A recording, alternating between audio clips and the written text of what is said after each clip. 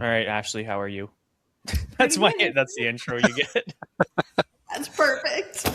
I am dandy. How are you guys? I'm very good, Brennick. How are you? Wonderful. Once you become a friend, I don't do intros for you. I've only seen you like how many times in the last not even 2 months, so. Like twice. Well, three For any times now. Oh yeah, it has been three. So for anybody who doesn't know who Ashley Dezan is, could you just give us a little like who are you and what you do? Yeah, for sure. So I am a reptile importer for the last coming to 11 years now of Northern Lights reptile imports. I am a keeper of the weird and the fascinating colubrids, and I also own Reptibites. So yeah, that's about it. Human safe. Yeah. Maybe I'll cut that part out. That was human safe Repti bites. Well, You know what? it was Previous human guest, safe. He didn't get sick, okay? you should send me that video and I'll put it in.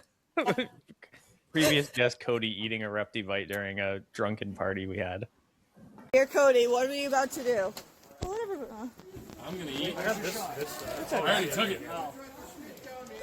Hey, he's eating a Repti bite. He's eating a Repti bite. Fucking Asians. Look at your face, Brady. Woo! Right? This is... He committed this many, many months ago. Cody, you will get some free Repti bites. Don't worry after doing this. Alright. Have you been recording this? Oh, fucking right. Oh, this is awful. Oh, thanks. Savor it. Appreciate that. Smell All right. first. The good smell. It's an omnivore reptibite. Let's see. How omnivore it is. We need a review. It's good.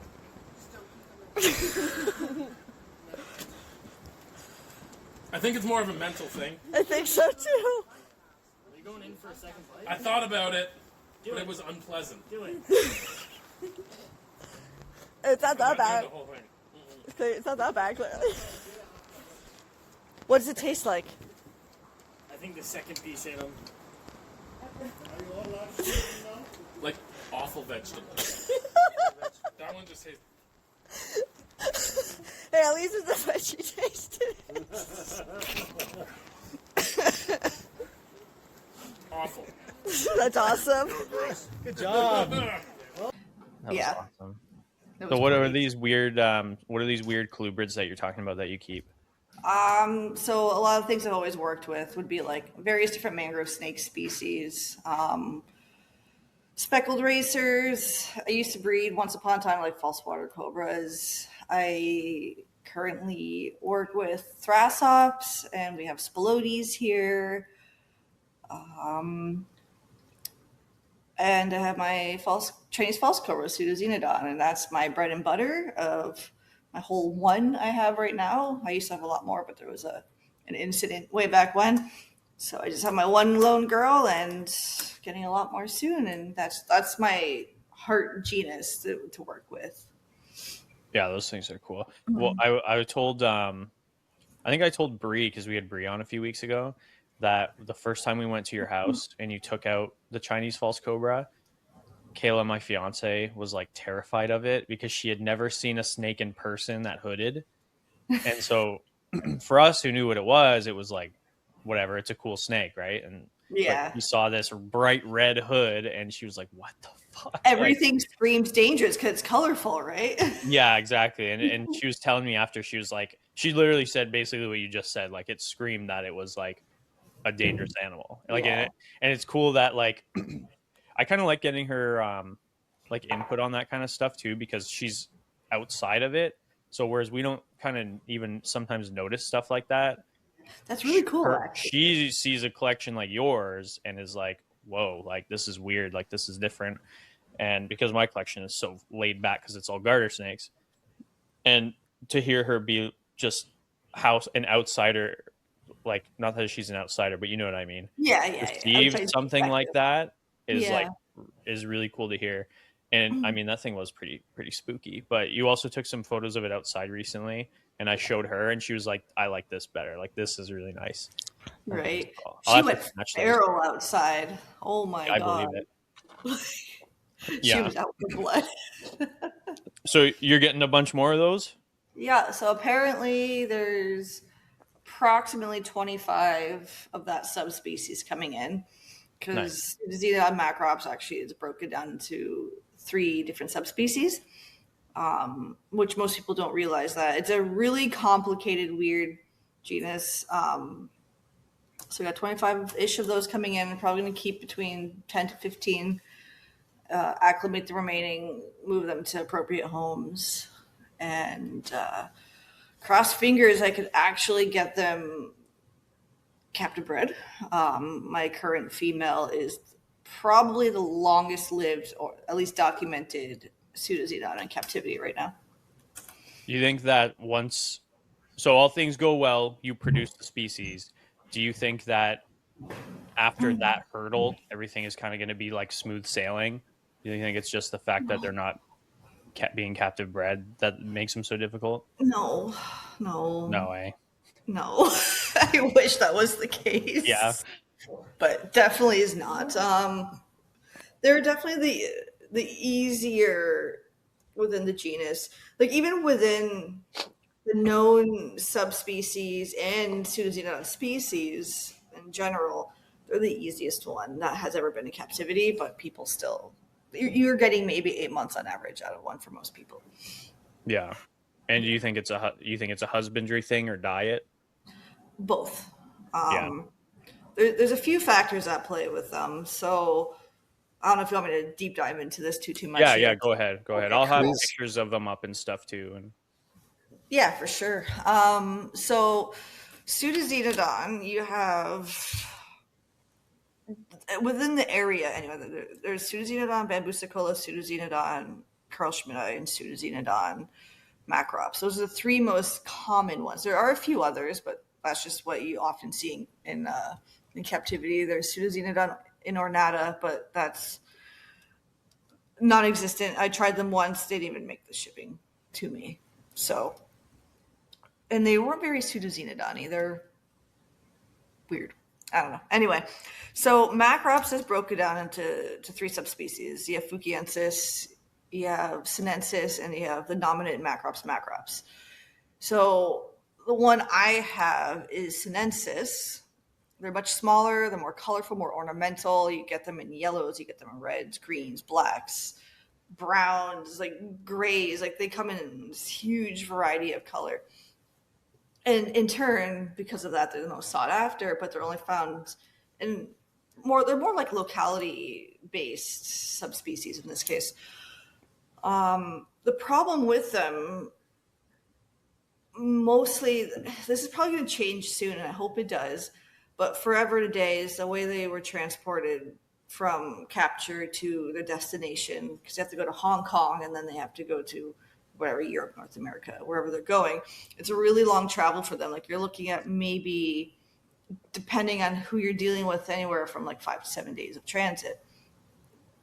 So when you have a stressed wild caught animal where it was it fed, was it not, was it hydrated properly, who knows, get transported for that long in summer and it's hot, and then it goes to a home where someone bought it because it's cool and it looks like a cobra, it's gonna die. So and the reason for that, husbandry wise, like the easy side of it, is they need to be kept at room temperature. So in general North American temperature, we're looking at between 68 to 75 for ambient is what you'd want to do. So that's, I don't know, I'm Celsius done with reptiles. So that's 19 degrees, 20 degrees to 24, I would say, Celsius. And they eat frogs. They are often kept in a tropical setting with people when they're actually the very opposite. They're very much like garter snakes. When you go out looking for garters, they're in the open area, grassy lands, but there's usually some source of water nearby, and it's not stagnant water. It's usually like moving water. It's the same habitat they're actually from, and people think because they're from China, they must be tropical for whatever reason, or they're colorful, they must be tropical. So that's a major mistake people always make with them is either keeping them too hot, too humid, or the wrong diet, and they're trying to force them on rodents. And they force feed them rodents. And I find, as a general whole, anything that eats frogs, forced on rodents, it's gonna die. I don't know if it's the caloric intake they can't handle, is it the fat content, or like too dense of proteins? I don't know, but somebody in the UK had one and he was feeding it rodents for a bit. Really healthy looking animal. It died within 18 months. That was, I think, the second longest one. But was a necropsy done? I don't know. But being it was fed rodents, I think that's what its ultimate demise was. So like other than that, the humidity would be the next big issue. Like even temperature, they could handle warmer days if it comes down to it. Like if we're hitting 80 degrees short term, it's not the end of the world. But humidity is a huge problem with them because in my experience with that genus, when they're kept too humid, that means the air is too stagnant and they're prone to the duodenal gland infection for whatever reason when they get too humid and stagnant. Like their entire gland just swells up and there's nothing that will get rid of it. My vet and I tried everything to figure it out. I had a lovely bamboo cicola. So they're the bamboo false cobras. They're like purpley color as females with black bands on them. And her right side swelled up and there was no antibiotic, no anti-inflammatory that would get rid of it. So ultimately she passed. And this tends to be an issue I've noticed, not with pseudos, no, not just with pseudos, but a lot of like the desert rear fang species too, like Malpollen. They're prone to the same issue when they're kept too humid and too stagnant. So that's the easy side of the issues they have. And then you have the other side of being wild caught and frog eaters. So we know where this goes, especially when you have Asiatic frogs, you have a lot more parasites to deal with than your North American frogs, or at least our Canadian frogs, which are kept colder, so they have less parasites. That's a general, like not a rule, but Yeah. you have fluke to deal with. I've had some Carl Schmidt come in before, and you just put a Q-tip in their throat and you roll it around, and it's covered in fluke worm. It was gross, disgusting. So, that was not a fart, by the way. That was a chair. If you heard it was it. a fart. So parasite load is an issue,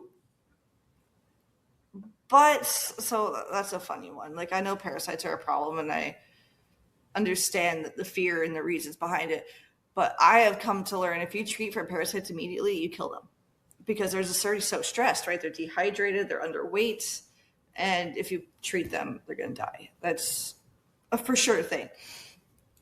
But if you keep them sterile, they're going to die because of stress, where they just came from some crazy grassland area, and they're very sensitive to begin with.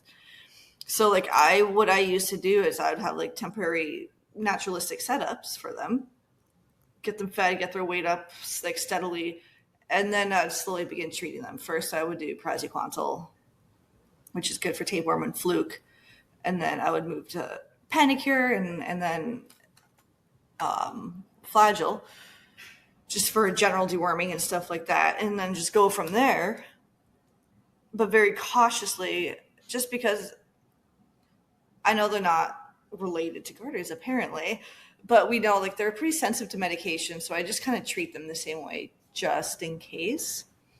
So after that, if they get through the medication process and they're eating on their own, as long as you have husbandry pinpointed, they're fine. They're easy. I think they're easy as hell, honestly. Like I just have I have a planted tank downstairs full of ferns, moving water, room temp. That's it. Yeah. Super simple. It's just getting past the hurdles of making sure you have a healthy animal and don't feed them rodents. Mm-hmm. So that's my very long-winded explanation. Yeah, it's tough too because I think when people look at weird, especially in North America, look at something weird like what you're talking about, like those guys, I think a lot of people will default on things like garter snakes because Yeah. that's kind of like the closest thing we have over here to like compare them to. But it's Yeah. also not the same because whereas like even our North American garter snakes can handle a little more like they can handle a few rodents and stuff. Don't feed your garter snake nothing but rodents, but they can handle it because garter snakes eat fucking everything. Yeah. Not everything is like that, and a lot of those Asiatic species kind of seem to be more not as generalists as a lot of our like North American garters are. Like for Yeah. that fucking garter snake was trying to eat a starfish in That's BC. true. That's Like right. Yeah. they don't they I am no longer I have people send me at least once a month a garter snake eating something. I haven't been surprised in 10 years. Yeah. Like the starfish was close, but I'm not Well, surprised. Like fishy, right?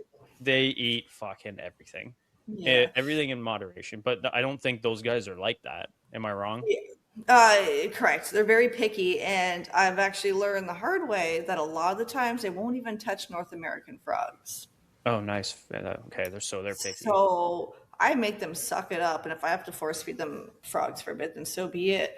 But at least it's frogs, right? Yeah, send your North American frogs with Asian frogs. It's like the Right. most ridiculous thing ever. That is so funny. Yeah. Whereas, like, go ahead.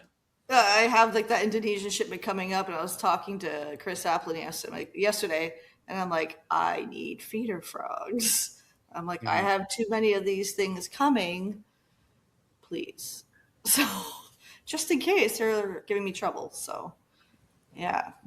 Yeah. So is that something that you wouldn't use as a staple, but to get like a get out of jail free card kind of? Like the ones from Chris? Yeah, the frogs. Yeah, basically, like they'll just in case I can't get enough frogs stashed for the next 2 years, because I like Mhm. to rotate my frogs. Like in my freezer right now, I have frogs from like a year ago, almost 2 years ago. So anything fresh I get in, I don't want to use them because they're wild caught. And that's why I vacuum seal them and freeze them in a deep freezer for at least 6 months to a year, ideally a year. And I just worry I'm not going to have enough long term with how many are coming in. Hopefully next week. Yeah. See what like that's my one like kryptonite to getting into the Natracines because I love them and I want to keep Asian ones and all this and like the garters and waters are easy, but Yeah. like I am so fucking scared of parasites. I do not feed live fish. I do not feed live amphibians because I'm so fucking scared of parasites. And I've That's treated parasites, like I've gotten wild caught garters in waters before, but Mhm. I don't know what it is. It's just like a feeling that I get where it's like just That's so okay. I get it. deal with. End of the day, like, and we all live with it. Yeah. Honestly, like every single living being has something. So as long as you're healthy or your animal is healthy, it's natural. It is part of nature, and otherwise everything would be extinct, right? Yeah. So as long as your animal's healthy, like, and you just treat precautiously, whatever. Yeah. But that's why Honestly. I don't go out and like smallmouth bass are invasive where I am.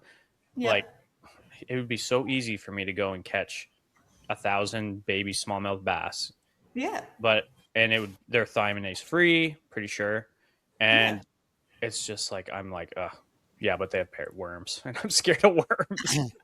No offense, but all those farm bred fish are probably far worse. Oh, I believe it for sure, and I don't feed those either. But like I have to get over it to a point where it's like, okay, well, how do I make them safe? You know what I mean, or Yeah. manageable, right? Like, Yeah. and it's just like a stupid thing I got to get over. But to be fair, like I've gotten this far without feeding live shit. Like I've never had to resort to live feeding. The Well, you can still closest get I've the ever gotten. bass. Just Yeah. put in deep freezer for a long time. As long as you're below 40, like minus 40, you're Yeah. good. The closest I've gotten was when I had Natrix tessellata.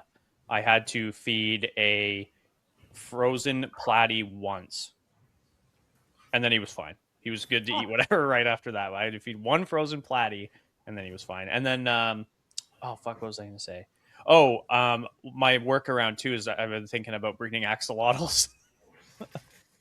Because like, there's no way those are going to be unsafe, right? Like, We may or may not have tried one the other day with the pseudos.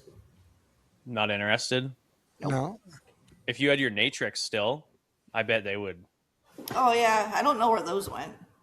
Yeah. Actually, I just watched one of them right now fall from the top of the, because they're in these little like Sterilite bins with gaskets cut into them, fall Yeah. from the lip into the water, like do a belly flop. So awesome. Just showing off for you. They're, what's that, Brennick? Just showing off for you. I know. They're awesome. Actually, I ended up, what did I do? I had something happen to one of the, so I had him in quarantine because, you know, Yeah. I love you, Ashley, but I quarantined them. Hey, But I dude, did end up I have about how taking, many imports come through, right? So I get it.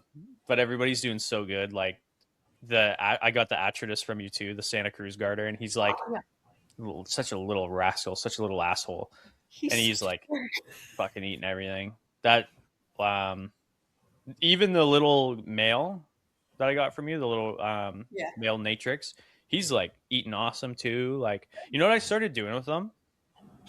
Because they're a pain in the ass to bowl feed. They're a pain in the ass to, they will not tongue feed for the most part. Although I did find a workaround to that. They tongue feed fine under certain circumstances. I take a little Sterilite bin or something, and I put like an inch and a half of water, and I throw them all in there, and then I leave them alone and just put fish in there, and that's it. Like just chopped up fish. And they're like, I'm like, holy shit, you ate too much now. Like, and you can like, that seems to be their way to go for food. They're definitely more like water loving than like the garters, and even a lot of the waters. I don't have to do that with water snakes. No. Like neonate water snakes. Those guys, it seems to be like just their natural. That's how they want to do it. That's how I got him bull feed, but eating right before he took him was just dumping him in his little deli cup with food. I was like, yeah, why? it's definitely they. But what I noticed too is I'll take because I've gotten a couple of them to eat pinkies.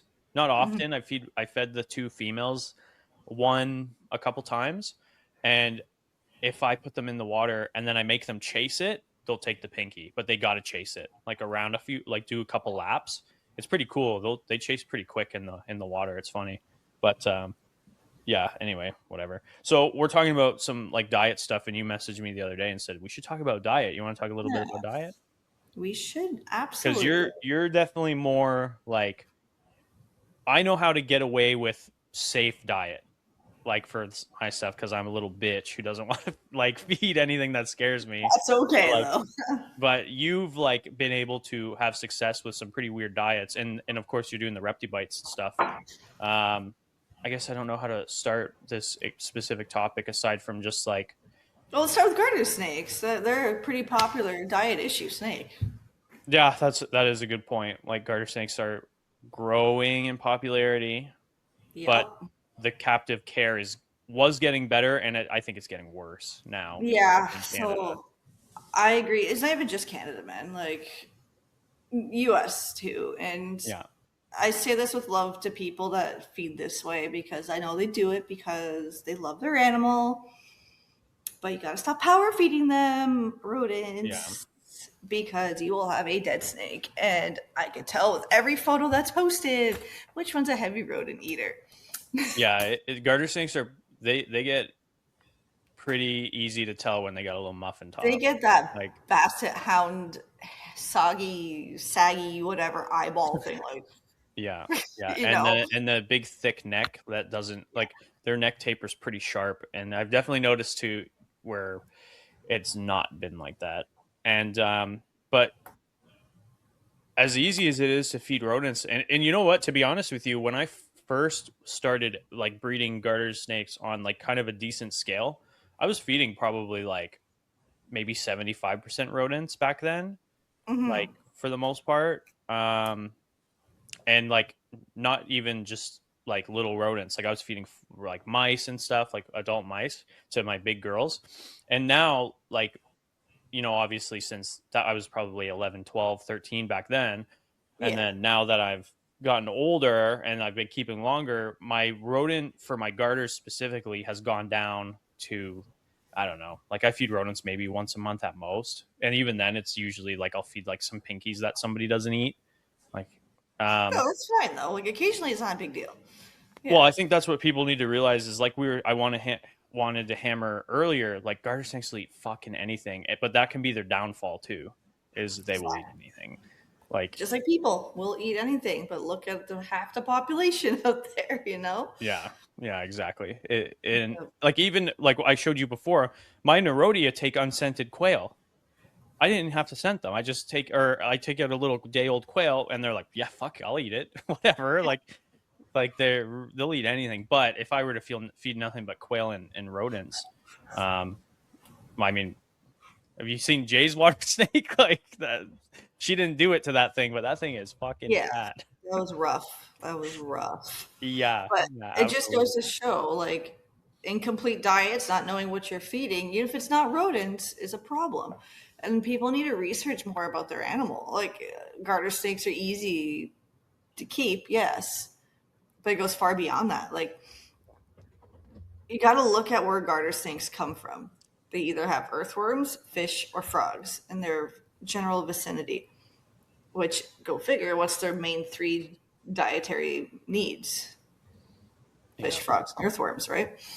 So, and people don't realize the whole thiaminase issue when it comes to fish. I mean, it's becoming more of a thing now, but people think it's only goldfish for some reason.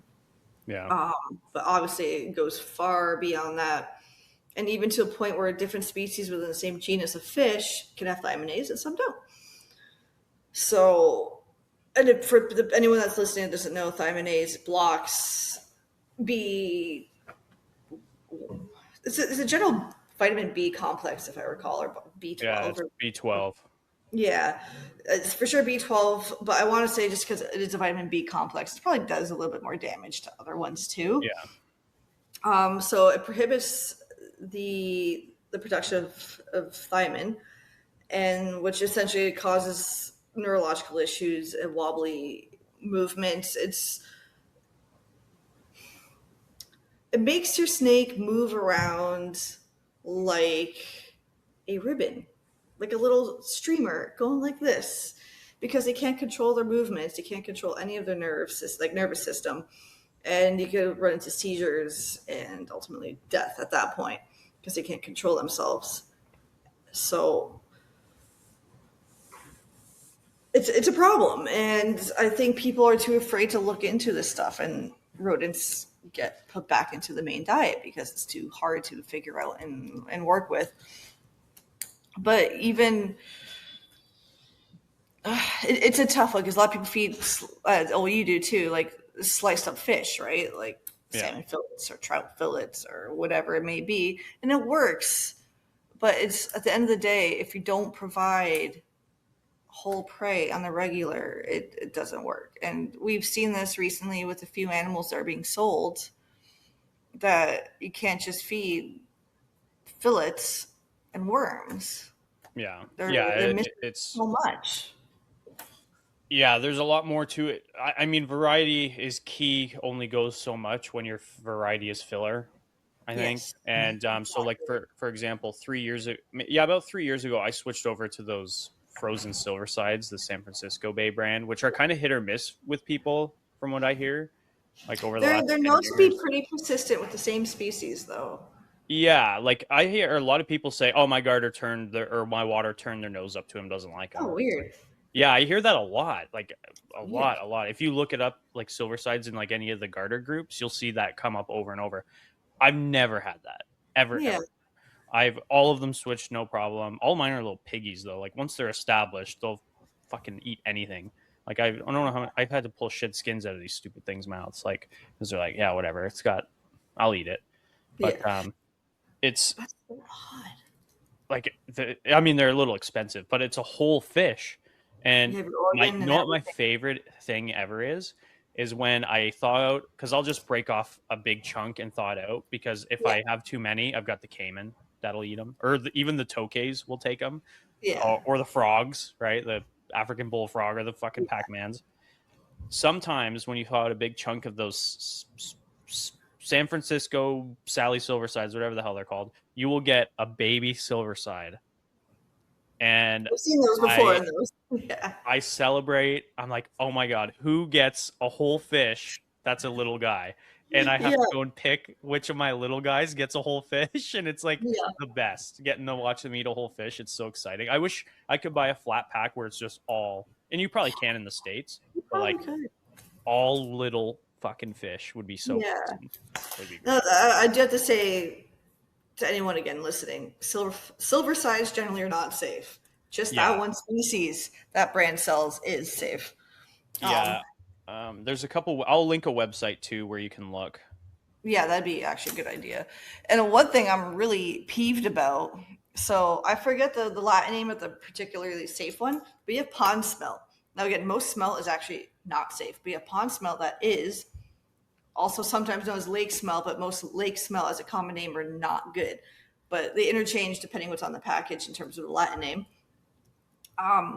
I used to love to use them, and I'd use them for my repti bites and for my own animals. I can't find them anymore, anywhere. Mm. Like I used to get them at like all the Asian markets. They're like this big. They're perfect. They're cheap. You get like 80 for $4. Gone.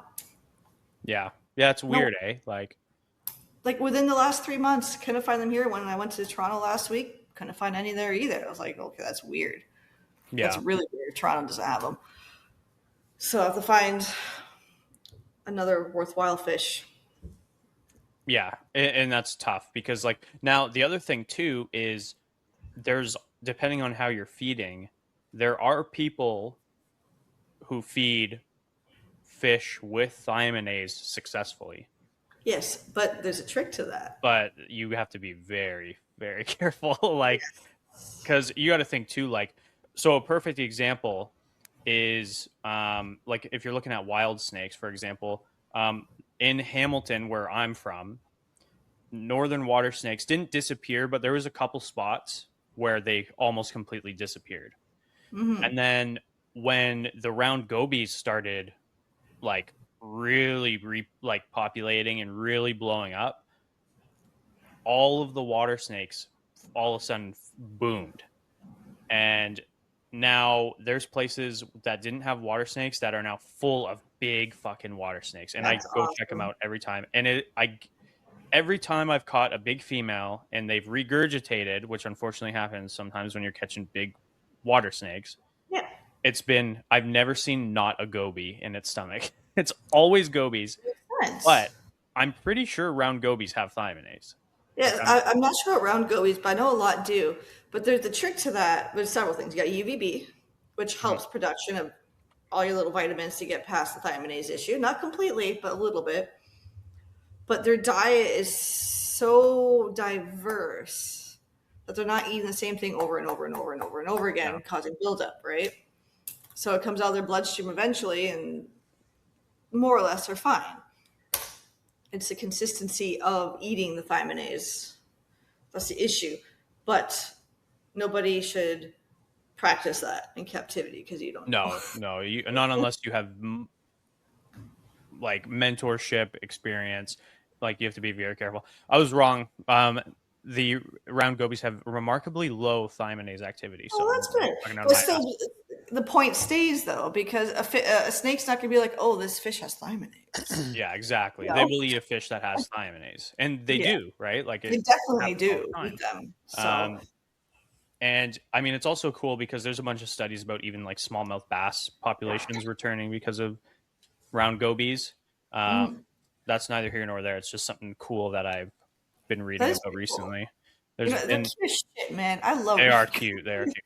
I saw somebody catch one a few months ago, or like a week or two ago, actually, in a video, or then maybe they posted a picture on Facebook. The goby was like this big. It was How? fucking huge. It was like its mouth was like 3 inches. Like it was big. It was so cool. If I find it, I'll send it to you. But That's wild to me. yeah, yeah. But I won't say a name just in case because I never asked him if it was okay to say. But like for example, Jay and I have been talking to a water snake breeder, and like he's fed thiaminase fish before. Oh, for Because sure. it's just like, yeah, I feed a variety, so it's not an issue. Yeah, But I like totally get even it too. yeah, and even if you feed quote thiaminase free stuff, if you're still offering like a subpar diet, you will still have issues. Exactly. And that's something that I've seen recently too. So like, Yeah, the major issue with that when you're feeding a subpar filler diet, it's also often pieces. So it's like keeping a lizard, feeding it subpar. Sorry, my cat's being weird, chasing a fly apparently. it's okay. Anyway, I I was just making sure it wasn't something else. Filler, there we go. I was like, where was Yeah. I? If you're just feeding a filler diet that's not whole prey, just like lizards, if you're feeding carcasses of living insects that are not gut loaded, especially, and you don't have UVB, you're gonna have metabolic bone disease. Mhm. And in snakes, that often portrays much like a thymonase issue. So if you don't have UVB and you're feeding junk food, essentially, your snake's doomed.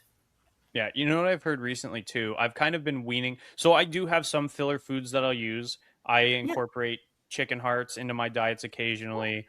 I incorporate frog legs, like, and Yeah, none for of that's sure. whole prey. Um, and one thing that I have been incorporating less and less is tilapia. Tilapia And sucks, man. that's what I'm hearing more and more. And it's gotten to the point where I've heard cases of people basically losing parts of their collection and they attribute it to feeding tilapia. That's something's wrong with that batch of tilapia or something. Like it's all anecdotal. So like I have nothing to confirm this, but it's kind of scared me off tilapia a bit. And so I feed a lot more like trout and like salmon when I feed like fish fillet. But fuck, Yeah, man, I don't think I fed a fish fillet in months. What yeah. I I think will the do occasionally is the big diamondback girls, they can take like a whole fillet each. So like oh, for sometimes sure. if Might I got as to go well. on vacation, I'll fucking thaw out a fillet and go, here you go crazy. Like, Fun. Yeah, tilapia is a funny one because yes, thymine free, but it's the way they're farmed that fucks it.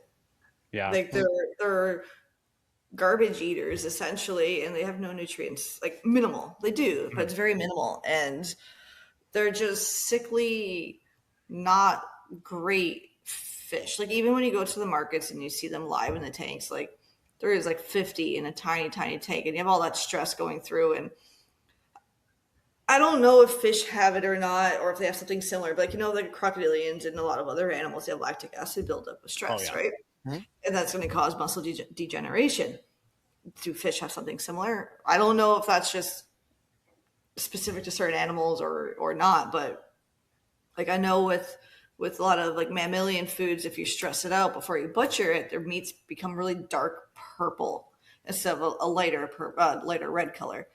So I'd imagine fish have something similar, and when it comes to stress breeding on like with farms and being kept as such, I would imagine that plays a huge role. And tilapia is probably one of the worst for it. Like I know salmon and trout are farm bred, but it's not to the same degree in terms Yeah. of being packed together and stressed. Hmm. Yeah. So, Yeah. So anyway, take from that what you will. yeah. Like, tilapia, it's hit or miss. Some people swear to use it as a filler. Some people use it way too much. Some people refuse to use it. So do your Yeah. research, I guess, is kind of the only thing you can really do. But I'm starting to move away from it a little bit. I mean, you know what I would, in a perfect world, is we have this far north where I'm at, the little cute bullhead catfish are invasive, right? Yeah. And they breed, and then the babies will stay in these balls, these Mhm. swarms of thousands of little catfish, a couple inches big.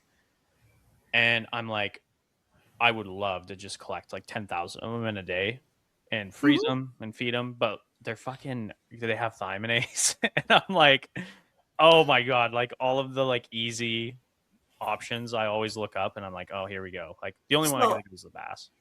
figure out what the destruction temperature is for thymidase. So if they feed occasional parboiled meat, it's not the end of the world. I think you can, yeah. Like some people like microwave their like Yeah, 'cause old as fish long as or it's whatever. heated up to whatever temperature it is, it does destroy thymidase. Obviously, feeding cooked foods long term is not great, but I think on occasion, like if it's just parboiled, it's not the end of the world. Yeah, I'm always experimenting too with them, Yeah. so I'll try something, but yeah, like there's some invasive fish up here that would work, like the smallmouth bass, like I said, are invasive up here, Yeah. and like we can legally harvest a shit ton of perch too, and I'm pretty sure perch don't have thiaminase. I think perch are safe as well. Pretty sure. And they're Well, when you're delicious. talking about gobies, I was thinking the same thing.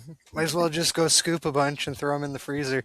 Right? Yeah, Honestly. honestly, I would throw them in like a big fucking tank and just clean them out like as much Yeah. as you can, feed them a bunch, and then like You literally or could do axolotl farm. Well, then going back to lizards too, this is like I noticed with my Leachianus, if I give her the powder diet, she has runny poop, and when she eats lizards, it's Oh, solid. yes, that one is a problem with me. I hate that so much. Mhm. People think they're fruit eaters. No, they eat lizards. They have beautiful, proper little poop. So, like, what I want to tell people sometimes when they say, "Oh, they eat Pangea or Rapacia," I'm like, and oh, they shit all over the glass and it's so runny. I just want to be like, when you have diarrhea, does that mean you're healthy? Did you eat a good food? You know, like what? Yeah, it's supposed to be red and solid and red. That's what you're looking for, just like mine. And your pee's supposed to be brown. Of course, Totally. and smell like coffee. Yeah, it's not like coffee. Yeah, Oh god. Yeah, lychees. I have a problem with their captive diet. Big I time. problem with them. They suck. That's my problem with They're evil motherfuckers, man. them. Little assholes. I like my tokays though, so I can't. I take it back. I like lychees. Yeah. If you met the lychees I have to deal with, like some imports I get in from people, they're adults and the most evil. They're like this big. Yeah, Evil. Like they growl and they're just ready for blood. And I have to like throw a shirt on them to get them.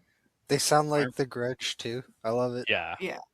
I got mine this big. She's a little Grand Terre, and she's like this big now, but she was a problem feeder. So for like a year and a half, I was like hand feeding her, so I have a nice little bond with her. But she's still nasty sometimes. She has her days. I remember I spent the day at Northern Gecko years ago for some reason. I can't remember why. And I checked out a bunch of their stuff because they had like Fiji iguanas and a bunch of Egernia and Egernia are pearl great. dragons and stuff like that. Yeah. So I was checking all that stuff out. And then I checked out like their cresteds and gargoyles and chahois and knobtails and fucking whatever else they had.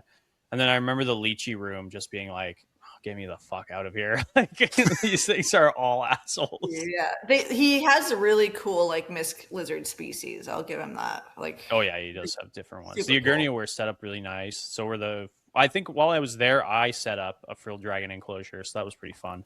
yeah, And the what are those fucking how am I blanking on those? The green lizards that for the defense they flick their tongue all weird and they're funny. Oh, Gastropholus prasinus. Yeah, They're those guys. turd Lots of nuggets. I don't like those either. yeah, lots of them. Yeah. They had just had like a monkey tail skink born when I was there, like cool stuff like that. And yeah, They have a Bronia? and a Bronia, no. Well, maybe they did. I thought they did. Ash, didn't you have some, Ashley? Are those I yours? was babysitting. They just left yesterday. Okay, Oh, no I got a way. nice picture of that blue. Oh, did you? What is that? Texas? So the blue one was Taniata, Okay. Abronia Taniata. They're not supposed to be blue. That comes back to diet. Wasn't Oh, my really? fault. Okay. Yeah. Well, it looked nice. Yeah, beautiful. You know, a lot of. I'm not going to go down that path right now. I'm not going to go down it. So I'm going to keep going on diets. Yeah. It's okay. Yeah, I don't know. I think my next lizards will be those night lizards that Edward has. Those things are so badass. I could You've get seen those those, for you Brennick? anytime, man. No, I haven't. Oh man, I don't think Cody sent me a picture that I could like show because I'll he's just naked in Google all of them. But This Mexican night lizard. I would love night lizards. Oh, this they're is so totally funny. your thing. Edward's like messaging me tips about smallmouth bass while we're talking. Are you Do serious? it when water is cold. Smallmouth only loaded with worms in hot water, which is true. we're doing fishing for trout a few like last year, and we fished the one in the middle of winter, and they were awesome. And then the same one in summer, and when you cut the fish, you could see the fucking worms, like thick ass worms, fucking wiggling around, and all the meat was so disgusting. If I can't This is see them, what I'm we're talking fine. about. Yeah, it's Yeah, night man, lizards. That's them. Yeah, night lizards. They're cool. They that genus is found around the crater, the Chicxulub crater that killed the dinosaurs, Oh, and they're still they're considered one of the only vertebrate species, or the only vertebrate species that survived the impact like zone, the actual impact zone. Nobody That's knows how they did special it. They about just that. probably went right underground. I'll be right back. 30 seconds. Okay, that's fine. Yeah, do your thing. Yeah, let me see if I can find something to read here. Blah blah blah. Here we go. Okay, here we go. All right.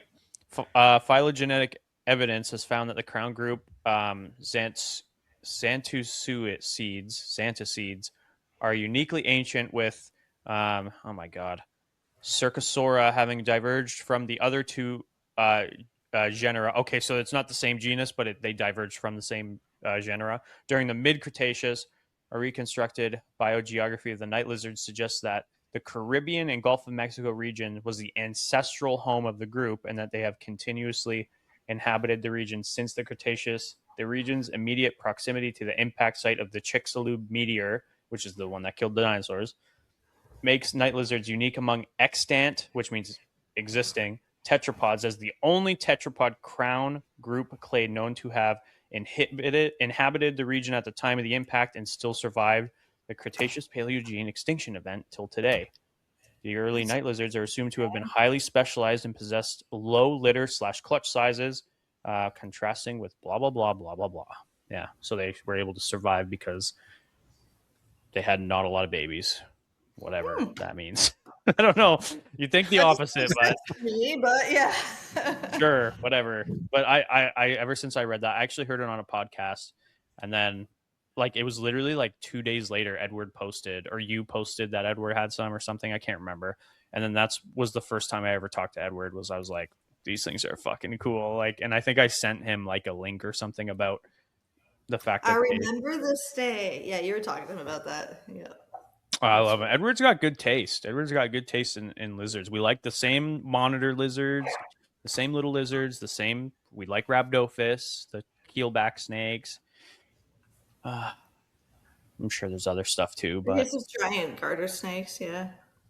yeah, So yeah, that makes for sense. sure. Oh yeah, the Drymarchon. Yeah, they're cool. But okay, so one thing I noticed about some of your enclosures when I came by your place, Ashley, was you have the little computer fans on top of them. Yes. How often are you using those?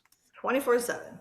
Okay, so I fucking love those, and Yeah. I don't have any yet, but in my Amazon cart is full of them, and I'm like building a bunch of enclosures. I've talked about it before, and I want to do that with the garters and the waters because yeah, there you go, perfect, right? I want to do that with the garters and waters because I think that a big issue. So, for example, people have tried and continuously failed. Some people have been successful, but in general, to keep brown and green water snakes in captivity. Okay, they're the two largest. People have issues with them, and I'm sure that they're all coming wild caught and full of parasites is probably something to do with it. But I think people just keep them too fucking stagnant, like you were saying. Yeah. Same thing with a lot of garters, like those I got baby diamondbacks fucking full of like what's it called, water blisters and stuff. And it's like a huge belief that for water snakes you should not keep them with a water feature because they'll get blisters, right? It's just because it's too dirty. It's too stagnant. Bacteria Which growth. is true because it's too dirty, too stagnant, and I think the lack of airflow has a lot to do with that too. So quickly on that. So when I told you about the bamboosicle I had with the swollen gland, that happened as soon as I took the fan off, thinking it wasn't necessary. Okay, all right, interesting. Yep. So, because what I have right now, I have it turned off because I'm trying to record a podcast here, and I didn't want you guys to hear it. I bought these at Costco had these fans that are like 360-degree rotate. So they'll Yeah. go up and then they'll like kind of like the stupid TV thing on the screen that Edward has one bounces? downstairs. Yeah, I bought like 4 of them. I'm gonna bolt one to the ceiling and like put one in the Yep. corner and just have them like blow air. But I also, for my wooden enclosures, wanted to do like computer fans or whatever. Yeah. But I wasn't sure if I wanted to do like 24/7 or if I would have them turned on for like a few hours off and Yeah. then on, and then I wasn't sure. I did lie about 24/7. They're on as long as the lights are on. Okay, all right. So Yeah. it's interesting too, because I mean, the more shit like that you add to, like, you're dealing with different timers and this and that. So it's like, how do you?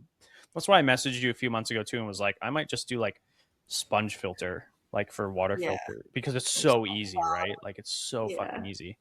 But that's another thing too, where I was like, and honestly, I've even been considering it with like lights, where I'm like, do I want to have my lights on in the morning and then off in the middle of the day, except for like my LED strip, and then on again before bed, or like maybe 3 times, but then you're like wearing out bulbs and stuff. But that's like the stuff where I'm sitting here like editing or like doing whatever I'm doing down here. I'll be thinking like, what if I tried this and what if I tried that? And half of it I don't end up doing because I'm like, the trade-offs are just a lot of It's the not time worth kind of a pain in the ass. But like, because I don't know how long a light bulb would last if I turned it on 3 times a day and then off 3 times a day. You know what I mean?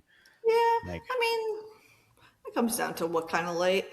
I do a similar method. I use the luminized LEDs. So they have like the gradual turn on and then gradual turn off, okay, yeah, but not for all of them. That's only for my big 4x2x2 Reptile Yeah. stacks. Have it. The rest, it comes on when it comes on. Well, you have the exact same kind I have. The ones that Yeah. link together. I saw those. Yeah, I there's was some like, blasters I and use stuff. those. They're awesome because they're cheap Yeah. and you can link like a fucking 100 of them together. Yep. You want to know what's funny too? Is so when I have my my neonate garters and water snakes and stuff, they're set up in, I don't know what size bins these are, but they're bins that I drill 3-inch holes into, 4 of them usually. And then I put like a drain stopper into it, right?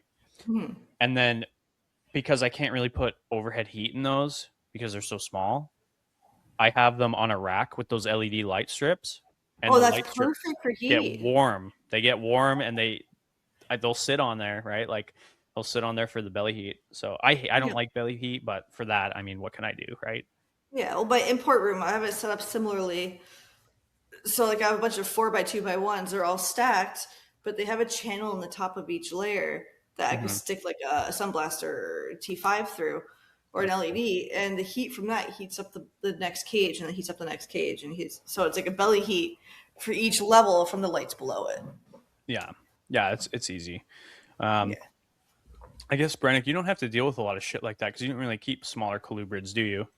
No, I got Yeah. bowids mostly. Yeah, because for the small colubrids, you almost have to do so much DIY shit, like to experiment. Because, I mean, of course you can keep them in big ass enclosures, which is great too. But like, for the most part, you're not keeping a garter snake in the same size enclosure that you're going to keep an adult boa in, right? So it's like, how do I take this 4x2x2 is a perfect example, or like 36x18x18, and have like UV running water, live plants, this, that, right? Like it's such a small footprint realistically. Like 36x18x18 is not big. So And that's what I work with most of my pseudos. yeah. Literally, is that footprint. Yeah. So yeah, I think we talked about it a couple times like during other episodes, but I like to bring it up because I think ventilation is the future in a weird way, like because it's so not talked about. I feel like care sheets. I mean, I don't remember the last time I looked at a care sheet, but like in general, care sheets, like they should have shit on there about ventilation, and not 100%. just like, oh yeah, you're building an enclosure, put I'm not talking about put vents on an enclosure. I'm talking about flowing air. You know what I mean? Mm-hmm. Like airflow. And I think there's multiple ways to do that. I think those 360 fans are a fucking cool way to try. It's definitely going to help because they're random, right? Like I think that's so fucking cool. And I'm putting like 4 of them in here. I might not even need to put shit, man. Yeah, I might not even need computer fans. It's gonna be like a wind tunnel in here. Like, But yeah, I don't know. It's just interesting, like thinking about all those weird little things to experiment with. And I mean, colubrids, oddball colubrids are like the perfect ones to do that Yeah. with. And then I want to like keep DK's brown snakes and stuff.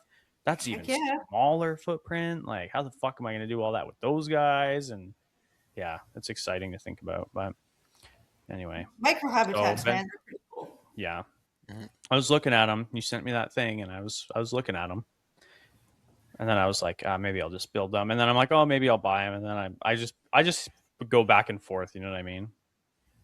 So, but Yeah, I'm not gonna lie. Like seeing your like setup, I was pretty jealous because I've got like an Atazuki there, a Komodo there, a PVC there, ones I built there, like Zoom Ed there. Like it's all just whatever, right? And it's just from years yeah, of collecting. I was the same way too, Yeah, so I get it. I don't want to be like that though. Like they're at work, but it's so fucking ugly. Yeah, I get it. I totally get it.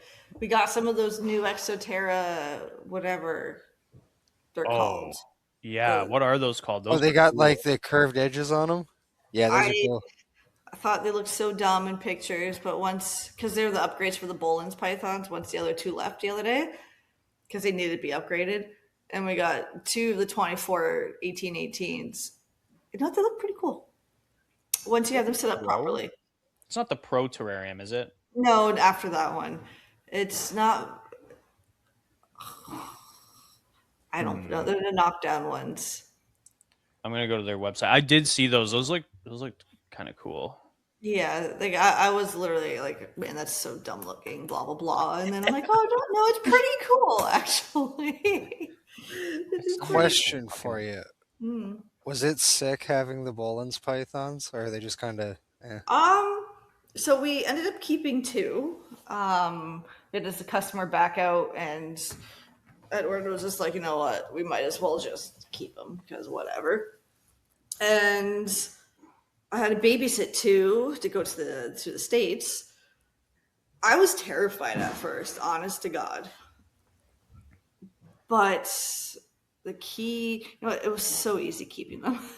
The key to them was ventilation, as we just spoke about. So they have a very fine, velvety skin. Like it's very silky. And I've never felt anything like this with a boa or a python before. And I was always told, especially from the Indo guy that produced them, he said they're very prone to water blisters due to that.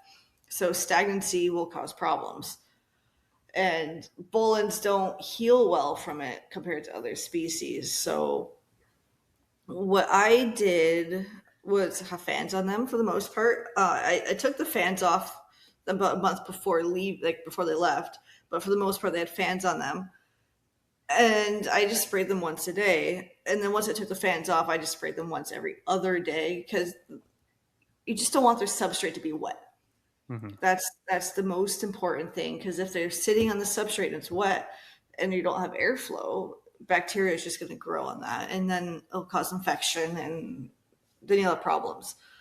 But other than that, it's so easy. Like literally room temp and a basking spot of 86 degrees. That's it. It's not bad. They didn't like to eat rodents, but they freaking love to eat quail. Like they would eat every day if I let them. Yeah, they're super cool. So, but very easy compared to what they're made out to be. That's a dream snake for a lot of people, but that price, that gets you. It's unnecessary. Honestly. I saw Yeah. him. I saw him. I was like, what's the big whoop? Like they're cool, I guess. And then Ashley told me how much they were worth. I was like, fucking Jesus Christ. Stupid. Like I don't understand why they're that much. They are cool. But They're cool, but they are cool. Like they used to be a lot cheaper. They used to only be around 2K a piece at most. But then COVID happened, and then people thought it'd be a great idea to raise the price. And then overseas, where they come from, caught wind of social media stuff and how much they're going for, and then they raised their price. And Yep, that's how she goes. yep, people in the Western world got to realize if you keep marking your prices up, the original supplier is going to do the same because they could see it now. Mm-hmm. So, Brannick, don't act like you wouldn't pay for one. Don't act like you wouldn't buy one. You know where my money's going. Brannick's like got caught wind that there's like people that do Cyclura in Canada like under wraps, and he's like shot his bolt because of it and wants one so bad. Hey, Dude, you're painting a okay, terrible picture. Tell the truth. You know how he you know how like Edward told me don't get Salvador. I'm the same. He's the same way as I am with Salvador about the Cyclura. so the problem with the Cyclura is that there's CITES 1, and by law in Canada, you're required to hold those origin permits. Mm-hmm. Otherwise, you get confiscated. Yeah. Yeah, I saw you commenting on Nate Ornez's posts about like them coming in the airport and then getting sent back, and I was like, I don't know how, but I'm gonna figure it out. I don't know how. I didn't see that post, but do I have to cut that out or can I leave that in? Nobody's watching this. I'll leave it in. Cut it. But I used to talk to Dominic Lapointe about it back when I was a kid. And he's like, yeah, I want them, but it's just like there's no way to get them properly. And I'm like, well, that's mighty unfortunate. There is. You actually can get them properly. It's just really hard. So you have to import them yourselves or yourself. Yeah, don't include me in this. Yeah, you have to import it yourself. You have to get the seller needs to provide your CITES export permit, and then once you have an export permit, you must get Environment Canada to approve your facility, keyword facility, to be able to house such animals. And then they will get an import permit made for you. And once you get your animals, you're not allowed to ever sell them until second generation is produced in your home. Oh, okay. That's interesting. Yeah. So okay, not to cut you off, but some crazy fucker produces second generation in captivity in Canada. Okay. He has gone through the proper means of doing so, whatever this facility is. Yep. He then supplying records can ship those around Canada, send them out, like that easy. Oh, I want to say send them out in terms of like to the States, because the States is stupid and they have stupid laws. Canada only. Let's just say Canada. Yeah, Canada, yeah. As long as you can provide proof of origin with your original CITES documents, no problem. How do you think Fiji's do it? There you go. You just got to wait for that, Brannick. That's it. And then facility, does that have to be like a private facility, or could it be a building that I build in my backyard? No, that's fine as long as it's safekeeping and proper for the reptiles, and they could come in and inspect it at any point in given time. Oh, they'd come and be like, "That's sick. I like that." So well, there you go. Now you have aspirations. Okay. And Brannick's like crazy enough fucker to actually do it too. So I'll do it. Contact Environment Canada; they'll help you out. I was talking to Brachylophus Canada, and he's like, not very helpful. It's like, you don't need any of that. You don't need any of that. So yeah, just contact Environment Canada and they'll help you out. It's just finding someone with the legal documents to be able to do it might be your next problem. Yeah. So without getting scammed. Yes. That's happened a couple times. And you don't look in the States. There's no point. No, I talked to Ty and I talked to Tom, and they're like, yeah, it's not happening. It's not possible. No. The U.S. does not allow import or export CITES 1 animals unless you're a zoological facility. So. I did see Ty Park is trying to get, I don't remember what subspecies of Cyclura it was, but his second generations to be able to come to Canada. I don't know if it was the Pinguis or... No, it was the Rickards. Yeah, it's not going to happen. It would be nice because like Cyclura really are fucking awesome, but like the reality of it is just it's such a pain in the ass. Yeah, don't buy any in Canada because if you get snagged or if the seller gets snagged, then they're going to trace you down and. That's a good point. Yeah, no, I only want to do it legit. Yeah, so even CITES 2 animals, I've had phone calls over the years, even just for boa constrictors or common morph BCI, and this happened a lot in Alberta. I don't know why. This is about 2 years ago, but I was getting phone calls from Environment Canada to confirm I had the size permits for those animals. Otherwise, they're going to confiscate your common boa from these people. It's insane. Jesus Yeah. Christ, dude. So That's funny. it's very important to always have your documentation for anything CITES. Yeah. Documentation is important. Even ball pythons, like they're actually supposed to have some sort of documentation kicking around. Yeah. You don't do Africa anymore, eh? I never did. I tried once for myself for one particular species, which was Rhamnophis aegypta. Mole Or, no. snakes. No, it was Rhamnophis, not Egypta, Ethiopia or something like that. Okay. They look exactly like boom slungs, Oh, okay. Yeah, yeah. but not. So type Thamnophis, but change the H to an R. RH. Yeah. Okay. If you ever look it up. It's literally just Thamnophis, but with an R. And they're mini boom slongs that I don't know what their potency is, but not as quickly to kill you dead by any means. I really wanted those, and I put the deposit down, but the guy's freaking catchers kept catching boom slongs. And Really? eventually, obviously, he spent all that money for those catchers to catch those, and well, nothing ever came of it. So Yeah. That's so I was like, funny. not doing that again. They don't know what they're looking for. So, yeah. Anyway, I was only asking about Africa. Why the fuck was I asking about Africa? I don't know. Ball pythons. Oh, because like if I was gonna get another ball python, I'd want a wild caught. For sure. Sure. That For would sure. be like the only way I could almost guaranteed get like a normal ball python. Yeah. It was like a wild caught from fucking Ghana or something. I love how I say almost guaranteed. Well, I mean, they seem to. Have you seen like the African ball python breeders that just go and wild collect and then breed in like their place? They've all got the same morphs that we've got, not to the same extent, but like they've got It's crazy, pods, they've got they Yeah. must be genetic. Well, they're quite obviously genetically prone to mutations like that, but like yeah, almost guaranteed. I'm not like, but it would be cool to get like there was one on Kijiji, but like I've lost so much faith in Kijiji after the last like 5 years of buying Natracines that I was like pass. Yeah, no kidding, man. But yeah, No, well, I the hate ball python would Kijiji. be sweet. I only sell my chickens on Kijiji, and I still hate it because I get stupid people. Yeah, I know. It's It's my kid's first chicken. Will you take $5?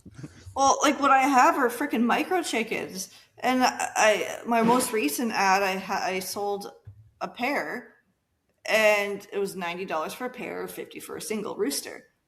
And the guy's like, "Would you take 20?" I'm like, "No." He's like, "Okay, would you take 50 for the pair?" And I'm like, "No, it says freaking 90 firm." He's like, "Okay." And then Never 3 heard days from later, him again. he's like, "What's your address? I'll come pick up." And I didn't even answer him. I'm like, "Bro, you're weird. Yeah. We're not doing this." I had a two tokays. My last two tokays. Well, I had tokays hatched like yesterday, but my last group of tokays I had hatch. I had posted them up on Kijiji locally, and I usually don't get hits up here with it. Like usually I end up shipping or just bringing them south or whatever. But one guy was like, so I had them up for 150 each, or I think it was just 150 each because I don't sell related pairs because they might not even breed anyway. Because tokays are weird like that, and he's like, "Will you do 125 for the pair?" And I was like, "No, I won't." Like, look, dude, I think 150 is as crazy as the next guy, but like tokays are going for like $300 these days, 200 to $300. Exactly. It's insane. So it's like, But as soon as they went CITES, people are like, "Oh, raise the price." I might have even told you this, Ashley, and I've definitely said it on the show. So sorry if you've listened to other episodes. Why have you? But anyway, when I first got into tokays, it was like a year before they went on to CITES. Oh, And wow. I struggled to sell them the whole year I was doing them. and I had 3 pairs, and I had tons of babies churning out, and I was working at the reptile store with Rob, so I'd mostly just take some store credit and give them to the store Yeah. and sell them for $25, right? Like that's all I could get for them. And then CITES happened, and then all of a sudden I'm selling out, and they're $50, and then I'm selling out, and they're 75, and then I'm selling out, and they're $100, and Yep. it was a good time to be like a 16-year-old fucking Tokay gecko breeder because that rocked. Oh gosh. And now they're like $250 for captive bred and born. You can Yep. find them cheaper for sure because there's still some Oh, weirdos out there doing them, but like me. But like, man, it's crazy. Like all the expo ones I see are like 200, 250. Wild caughts are like no less than like 100, 150 bucks. Yeah, that's so insane to me. Insane. To me. They're great little geckos, but Cody and I were talking to you next year. Maybe if you have some pattern lists on your list. Oh, I for sure could get patternless. Yeah. I just don't advertise the fact I could bring tokays in because being wild caught, they might come in fine, and then 2 weeks later they're like, so. I You know. will refrain from making any comments, but that was funny. Right? Yeah. I sent Cody just like a picture of some patternless tokays, like the pretty green ones, and I was like, oh Yeah. my god, fuck, they're so nice. No, So totally nice. accessible. I prefer Easily. the patternless over the powdered blues for sure. Yeah, I can see that. But I'm also like a weirdo who likes brown, silver, and green, right? Like really like earth tone stuff. I really like those, like the peach-headed pied ones. Yeah, those are cool. They're different. I love them. No, not a fan. No. A pie just looks the same in everything. That's fair. That's why I think. Yeah. The what else? What else? I mean, I've always liked the high reds and stuff, and I do like the powder blues. I don't. I mean, we bug Cody about the granites because every granite in Canada is a het granite, right? You never actually see granite. Yeah, they're never actually granites. But I don't even know if I remember what a granite tokay gecko looks like. Starry nights are sick too. Starry nights are sick. So hard to acclimate though, but they're great. Have you seen Gecko Azari? The other tokay species? I thought that was a business name. No. Excelsior Exotics had some for a little bit. I don't know. Maybe Gecko Azari is the other tokay. They're fucking badass. Hold on, let me try and find one. Gecko. It's Gecko Azari. So it's a subspecies of tokay gecko. Dude, that looks the freaking same. Hold on, let me find one. There's like a specific picture. They are different. I think it's disputed if they're like a full species or something. Gecko. They're like gray. Hold on. Yeah, Gecko Azari in Bangladesh. So show me a fucking picture of one then. What good's the internet? I know, right? I'm seeing everything other than those. iNaturalist. Oh, that would do it. This taxon has no default photo, no observations. Shit. Oh, shit. Somebody has a picture of Gecko Azari on Facebook, I'm pretty sure. Facebook is better than Google nowadays, which is wild to me. Isn't that crazy? Yeah. So what projects you got coming up? Anything that you want to talk about that you got? You got your Chinese, whatever they're called. Got the Chinese import coming hopefully next week. No, this year I've been just cruising ever since moving here, just trying to acclimate myself, Yeah, you had a big party that I went to. That was nice. That was great though. So I haven't been too heavy on doing new and wonderful things. I'm gonna probably start banging out imports more next year. So basically, the thought process right now for imports, anyway, there's China. The main one is September for Europe, and then Indonesia. Okay.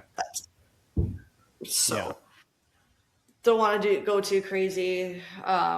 Depending what happens with these het albino mangrove eggs, I'm gonna put that all aside if I sell them to go towards like a facility for us to rent out so we could further expand. That'd be cool. Yeah, like I probably could now, but I'm very like cautious when it comes to like I think that's smart. Yeah. this money spending, especially with imports. Like I could be doing a really good shipment, and the next one could be completely ass, Yeah. and there goes all my funds, right? So I have to be very careful of stuff like that. So my side projects will mostly be like just saved and put towards something like that, and have enough stash for like 2 years, and I'll be happy. Yeah.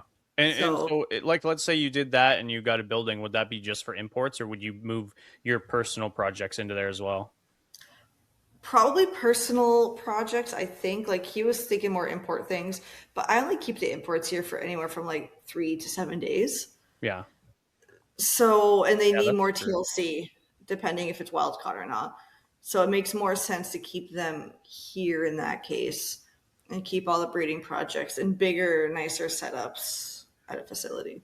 Okay. So do you think that you guys might increase your personal breeding projects as well, separate from the imports? Yeah, I mean it's already happening, and like we're just talking about the pink coach whip thing.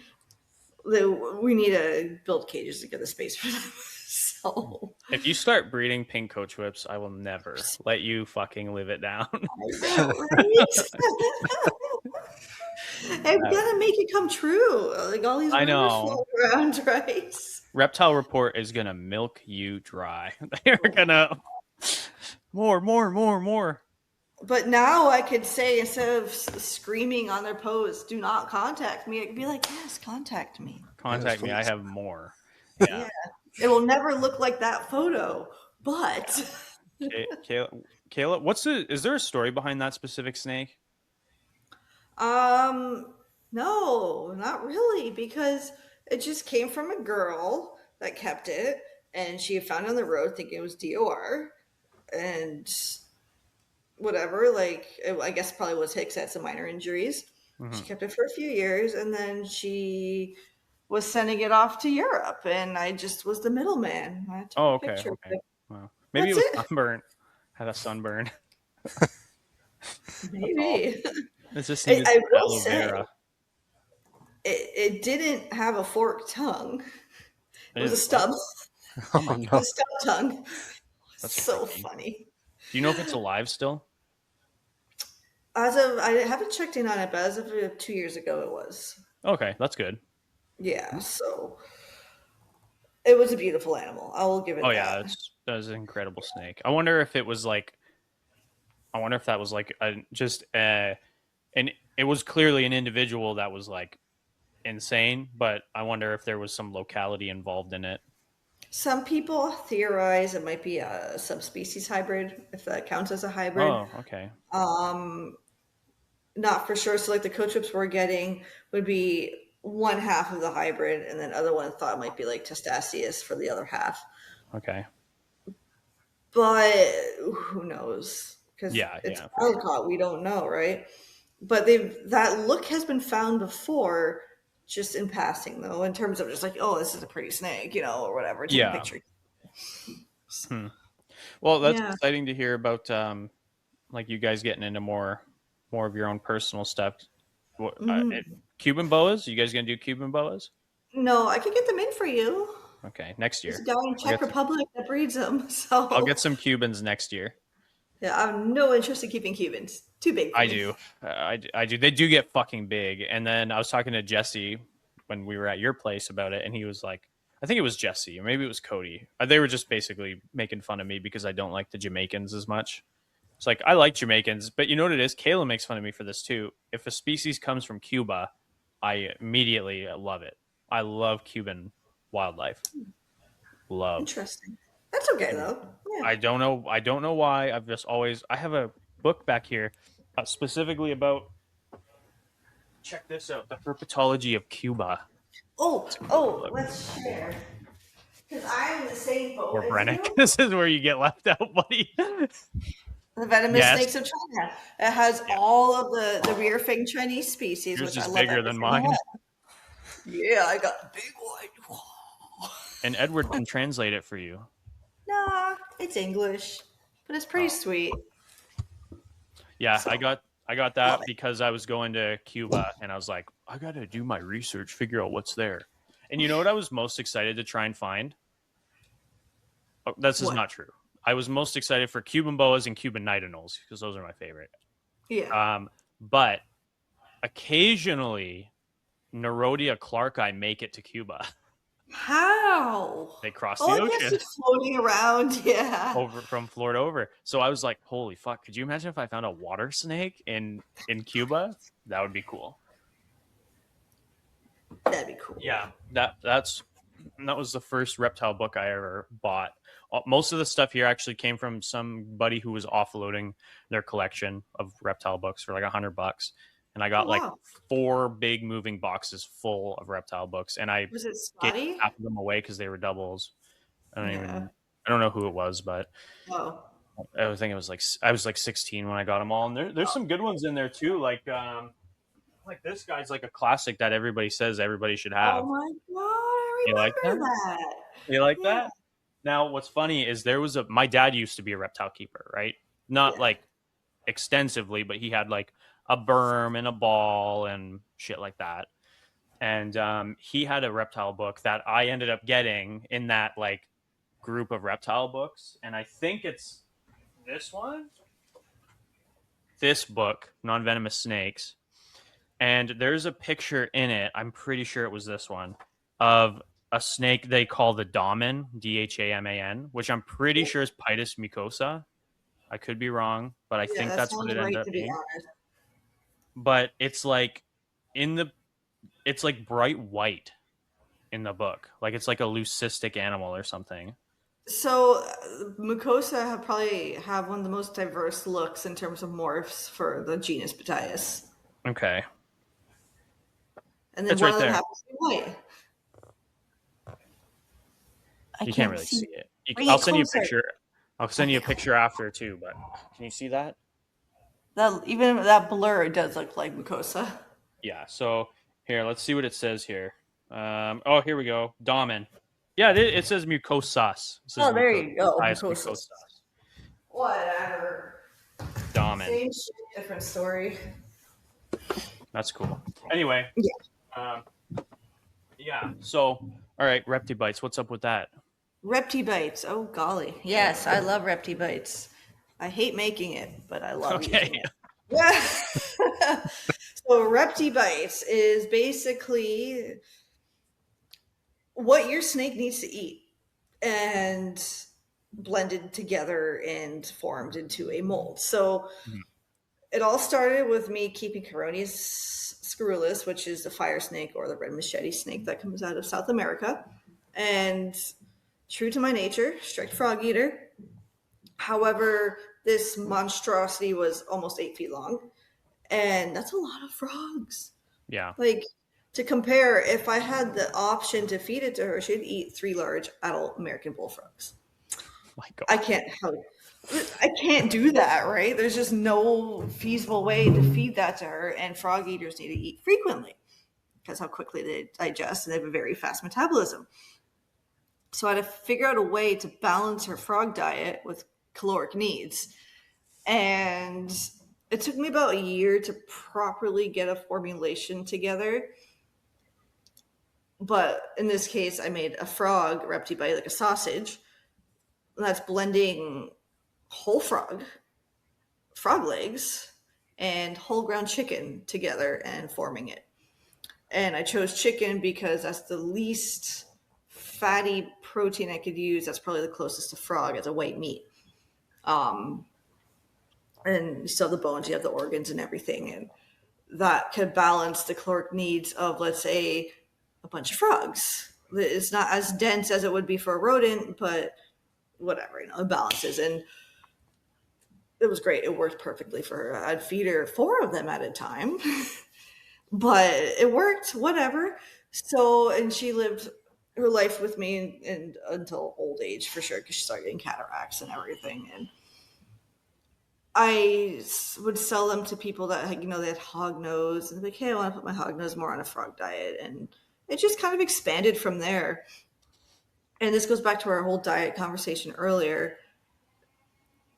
Hognose snakes, garter snakes, Caroneus tunisianodon, they all have a very specialized diet. Now, hognose and garters, they do eat a bit more of a variety, but it's with garters, like we talked about, it's fish and frogs most of the time. Hognose, 80% of the time, it's amphibian of some sort, and they'll eat eggs too and stuff.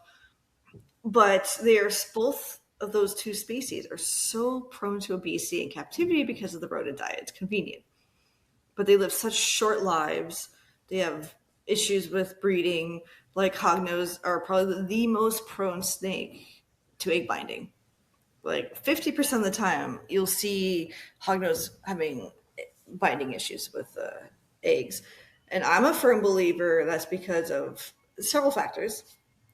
Bins, rodent diets, feeding, I guess, all the rodents. So those are two factors. Whatever.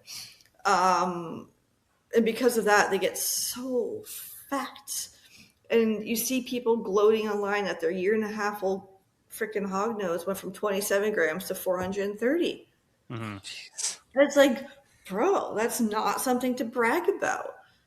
A snake has wrinkles on her sides from when she curls up. He has like the lumps because there's so much fat built up.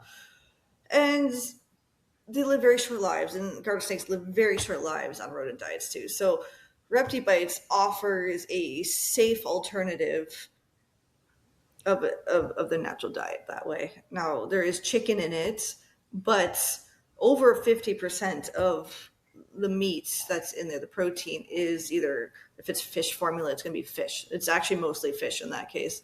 If it's frog formula, you're looking at anywhere between 60 to 80% frog. I do fish and invert, and that's more catered towards savanna monitors, all monitors, but I built it on the basis of savannas getting too many rodents or black throats getting too many rodents. So that one's primarily snail-based, and superworms and crickets and silkworms and discoids and fish and chicken all put together. So they're basically, I don't want to say they're generic, but they're generic dietary necessities for various species. And my one Pseudozonodon, it took a lot of convincing, but she finally eats Reptibites. I have had hognose, I've had garter snakes. They all take it no problem. I've had I don't know what their common name is, but Ptyas nigromarginatus. They're those green snakes from China with the black lion tails. Okay. They get around 6 feet long. They're strict frog eaters too, but they take them without a second thought. Like even fresh wild caught, they eat them. So, and it makes life so much easier. So you don't have to be feeding just store-bought frog legs, which is an incomplete diet, and which will cause problems. You can still feed them a whole prey diet with the sausages I make, or whatever size you choose to buy, since I do different sizes. And the side note of this is the topic I was trying to not go on earlier because we're talking about Broniana, so I'm not going to get into it. But I'm going to get into it now. Green reptiles, especially frog-eating reptiles, and snakes in this case, but Abronia fall into this realm, just not with frogs. Green reptiles turn blue with poor diet. Abronia, gastrophilus, those two are lizards that very commonly turn blue. And people think they have a blue line or there's something special, or, oh, it's really pretty, when really it's an underlying, not really an illness, it's like an ailment they have from lack of necessary nutrients in their diet. And I've noticed this with the Chinese species too, the Ptyas nigromarginatus. They're beautiful, vivid grass green snakes, but they always turn blue in captivity. And people are like, oh, it's so beautiful. You know, it turned blue. It's so rare. Every single one turns blue if they keep it alive long enough. And I inherited, not from someone dying, but just an unfortunate situation of a facility local here abandoning a bunch of their animals. I inherited 3 of them. Two didn't survive for very long because they're all emaciated and awful condition, but they're all blue. All three of them were blue, and the one survivor, like it, the old photo was like this green, and then it looked like this when I had it in my hand. And trying to figure out why this is a connection with green reptiles. Like, why do they turn blue when you see them green? Like Bronia graminia, they're very famous for that. And after much research, my theory, I'm just going to keep it a theory, are carotenoids. So I started feeding this snake frogs and more frogs and frogs. Like I just whole actual frogs. I wasn't even doing the reptibites or frog legs, like just actual frogs. And every shed, he was getting greener and greener.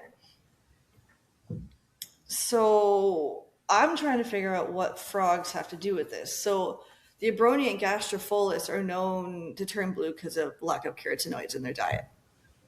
And so I just applied the same science to the snake. Frogs themselves don't have carotenoids. Like, they don't produce it. However, the bugs do. So, and with Abronia, yeah, you're just feeding them crickets or whatever you're feeding them. They're not green either with carotenoids, but it's what they eat. It's all the grasses and the leafy greens that you feed this animal that produces the carotenoids. Peppers, anything orange, especially bee pollen. So these frogs are eating all these insects that have been feasting on all the plant matter outside, right? So whatever bugs they're eating are just packed with carotenoids of some sort or another. And ultimately, the snakes, before he passed away, he was just too far gone. End of the day, like I did a necropsy, and it was just, he had so much damage from long-term abuse and stuff. But he was like halfway to being normal green again. And so because of that, I know I just went off on a side tangent, but this kind of just goes to show the importance of a proper natural diet. And I know hognose are, people claim they're fine on rodents, but when they only are living 8 to 10 years, that's not okay. Like that is not natural. That's not okay. And people say garters, oh, they only live 5 to 8 years. I had a wild caught female, adult wild caught female. She was a big girl for 7 years, and I got her as an adult. Yeah. No, the garter thing, I'm confident to say is bullshit. Like I said it on a previous show, like when I was working at the zoo, we had a garter, a checkered garter, whose history that we know, I think it went back 22 years. Yeah. And it's like, it was an adult when we got her. Like, and by the time I got there, she would have been, if she was an adult when we got her, she would have been at least 26, probably. Yeah, for sure. If she was fed heavy, maybe 23 or 22. But you could tell she was old. She was very slow, ate very, very minimal. You could tell this was a fucking old garter snake. Actually, I'll find a picture. That'd be great. But it's not 5 to 8 years old, right? She was not 5 to 8 years old. She was like 25.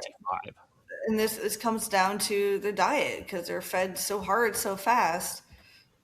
So I've just made it an option for people to easily feed variety. Is it perfect? No. But is it convenient? Yes. And it's better than just feeding rodents. So, and I'm confident enough in using my own stuff, like my own food with my own animals, because it's all whole prey. So yeah, that's basically what Reptibites is. I make them frozen and packaged for people to use basically right away.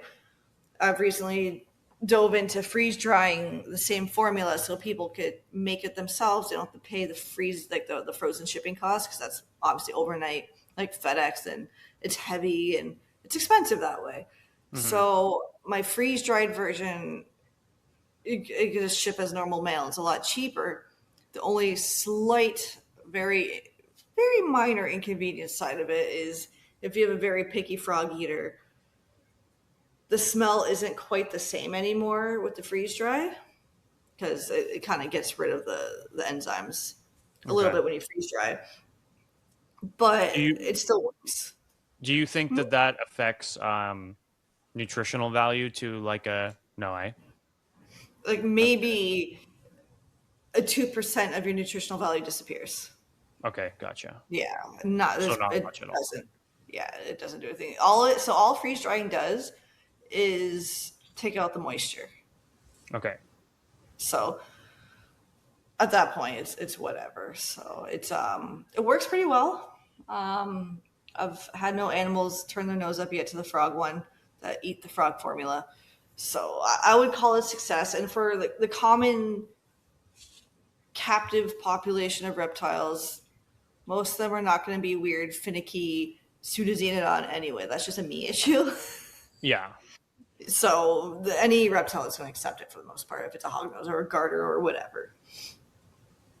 Yeah. Yeah. Well, I mean, I'll give my garters a sock and they'll eat it.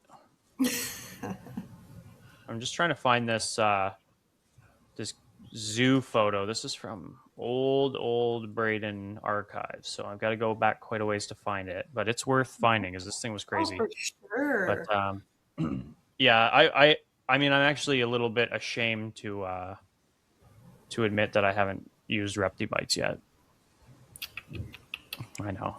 It's on my to-do list. I spent all my Reptibites money on going to see you twice.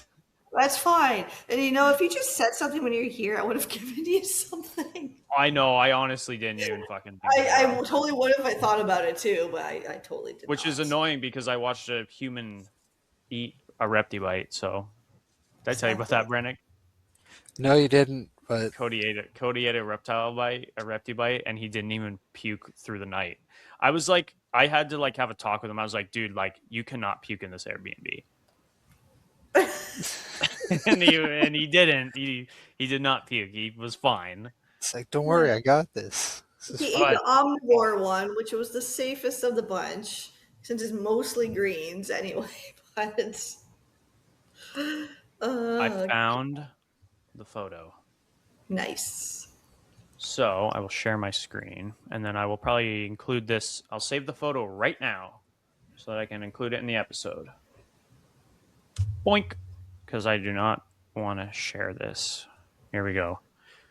This is her. Oh, wow. Look at that. In 2020. Holy smackaroni. Yeah, so this snake was, in this photo, at least 23. At least. Yeah. But, wow. Yeah. Send her my way. Need some new genes for this breeding. This bitch has got sand in her uterus for sure. She ain't breeding nothing. But yeah, she was cool. Her name was Squishy. That's awesome. Yeah, she was cool. I forgot how fucking big that animal's head is. That is a big head. That was a big fucking. She was awesome. She was very cool. I guarantee you, she's dead now. But sure, she did good. She did good. That's awesome. Yeah, she was fantastic. Okay, so now I'm looking at old garter snake pictures that I posted. Oops.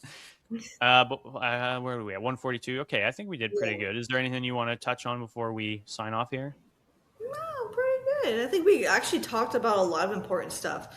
Like most podcasts, and I don't mind. It's always about the imports and what I like and blah blah blah. But it's not an important conversation. This is so important to me. Yeah, I think it is important, and I was excited to talk to you. And I'd love to have you back on, because another thing we didn't talk about, which we'd have to be a little careful because none of us are vets, but doing stuff at home, as well as to an extent, as well as something that has become more important to me, is dealing with your collection in emergency situations. So, for example, I would love to have that conversation too. Awesome. I would love to. My winters get -50 and I lose power every winter. How do I deal with that, right? Shit like that, I think is important to talk about. We should really have that convo, because that stuff goes through my head even in the summertime. How am I prepping? What am I doing? Exactly. And you know what would be cool too, which is a disgusting shame is I saw a few months ago there was a zoo, a small family-run zoo, I believe, in Ukraine that was got hit by a bomb like right nearby, and it like broke out all their windows and I think part of a wall and stuff. Getting somebody like that on too, be like, because there's people that are keeping reptiles in fucking war zones, impoverished countries, places where they're going to lose power, this and that. There's so many facets to what we do, and I think it's something that many people could benefit from. But I think we should do that another time. Yeah, I gotta make some so dinner. yeah, you gotta make some dinner. And so, okay, you want to? It'll all be in the not the comments, the description. But you want to promote your businesses? Sure. So the best way to find me for imports will be honestly through my personal Ashley Dezan page if you have questions, because my email is a graveyard of emails I don't want to look at because 90% is like promotional bullshit, so I don't bother to sift through it. Or on my business page on Facebook, Northern Lights Reptile Imports. You can always go on my website, check information out for the services I provide. And the ReptiBites one is reptibites.ca, not .com, because there's apparently a US one too that's doesn't really exist, but they do kind of things. So not the same. .ca. And it's Canada only since laws and borders suck for frozen foods. Yeah, that's really about it. I'll be getting up and going soon for fall imports. I'll be posting a lot of stuff soon. Yeah. And if you want, when you go and pick up your China import, you can make the 9-hour drive to come see me. Or you could make the 9-hour drive down because we're fucking flying the 23-hour drive in 2 hours. You're flying the 23-hour drive? It's so worth it. But then how do you get back? You ship them all? Yeah. It's WestJet. Basically, they're there before we get back. So this will be out. This won't be out for another 3 weeks. What date are you down in Toronto? We're aiming for July 1st. 1st of July. So we'll be there a day before. Yeah, literally next week. And then we will be down in September for the Indonesian import as well. So do you know if you're doing the expo in September? No. All right. I didn't think so. One day I will. It's just when I compare costs with everything going on, I'd rather just go to Europe for the same amount of money. Mm-hmm. Yeah. I love the CRB. Like I really, really do. But not right now. Yeah. No, that's understandable. We might be going because I think we're going to end up doing a live show there, but we'll see. Yeah. We'll see. That makes sense. I'm still waiting for my email back. I got to bug them, figure out if that's happening or not. But that'd be cool. You should, for sure. They said I had to be professional, though. Yeah. Like you make jokes and stuff. It's all What are they going to do? What are they going to do? Kick me out once I start? No. Not happening. I just can't go back next year. Exactly. I'm not going to cut that. All right. Better go all out if we get kicked out. I know, right? Thanks for coming on, Ashley. I appreciate it. It's always fun to have friends on because I don't do any sort of pre getting ready. I just go, I have a nap. I go, oh, it's time to record. And then I send out invites. So if it seems like I was not prepared, it's because I wasn't prepared. But I think we did good. I think so too. Brannick, anything you want to close on, or are you all Gucci? I'm all good, but it was very nice to meet you, Ashley. Nice to talk to you for the first time. Yeah, that's true enough, eh? All right, I'm ending this.